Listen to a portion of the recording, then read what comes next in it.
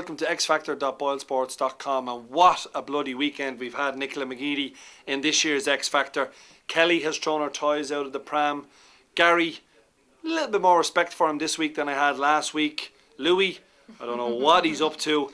And Talisa, I must say I'm getting to like her more and more and more. She's not afraid to stand up to anybody, whether it be a contestant, whether it be the audience, whether it be a fellow judge. But Misha B, I think they're actually looking into her too much. Judge the girl on her performance on stage. Not everyone loves every rock star, and by God, she took a Prince song and made it her own. Unbelievable performance. Yeah, it was. I think it was really unprofessional of both Talisa and Louis to have a go. At least Louis apologised. Yeah, exactly. To have a go. Okay, Talisa wasn't as bad with the statement. Louis actually brought the word bullying into it. Talisa used the word mean. So there's a very big difference there. Yeah, true. But yeah, I think they were totally wrong to do that. And I don't think it's going to affect her too much. In the betting, she hasn't moved. She hasn't moved. In fact, she shortened up. I think actually that went in her favour. People felt sorry for her after that comment.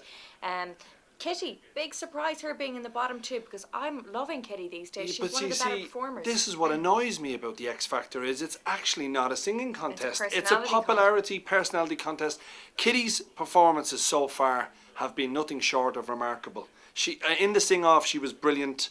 She is just maybe the public though will start to warm to her, because a lot of the judges are actually asking the public to start voting for Kitty. Talisa did it.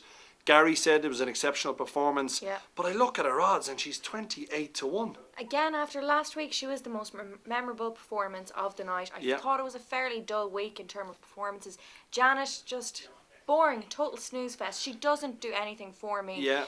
She's 5-2 to win. It's still the second favourite, and I wouldn't be backing her at near those odds. I think she. And there was a little bit of a gap in the risk too. I know one of them was a little bit sick, but I have to say, I think the risk are too concerned about midweek going out with the ladies instead of concentrating on trying to win the X Factor and set themselves up for life. Leave the risk alone. That's, no, listen. Frankie's the womanizer who's out every night pulling, and how he didn't end up in the bottom two, I don't know. Well, I think we know how. He's got a lot of young females voting for him. Voting for him though? Every girl I speak to. What about Johnny Robinson? Now, come on, let's call a spade here. Even Gary said he liked that. I thought, and I do feel, he's a breath of fresh air to the competition. And Louis actually toned it right down with him. I have to give him a little bit of credit.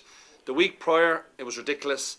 Saturday, they concentrated on his singing. A rock song wouldn't have been comfortable, but he pulled it off. Oh, love Johnny. The voice as well. He hit all those high notes, and the song was perfect. So you have to kind of pat Louis on the shoulder for picking that song for him. Finally, he gets it right, because, you know, he picked terrible songs for Sammy. He did the same with Johnny, made him into a circus act. But now he's gained credibility. And he's funny, we love him, giving the one-liners to Gary, you know, he took the suit from his wardrobe, etc. That's 2 weeks in a row Johnny's actually caught Gary with a one-liner. Are you going away from the risk, or are you sticking with them to be the overall winner? Still going to stick with the risk to win it at 2-1, I think. Last week, just the song wasn't the best. They still had one of the better performances of the night, but it's quite forgettable. I can't even remember what they sang. Now, I have to say, we're going to talk about next elimination, because that's what you all want to know. Who is favourite? No surprise, Frankie. But I have to say, all over the papers today, Kelly Rowland has flown back to the US. She has left her 3 acts alone, which of course is Janet, Sophie and Misha B. Has the odds changed to one of those ladies being eliminated because their mentor has left? And I have a little funny feeling here that this week Sophie could be vulnerable. Just could be vulnerable.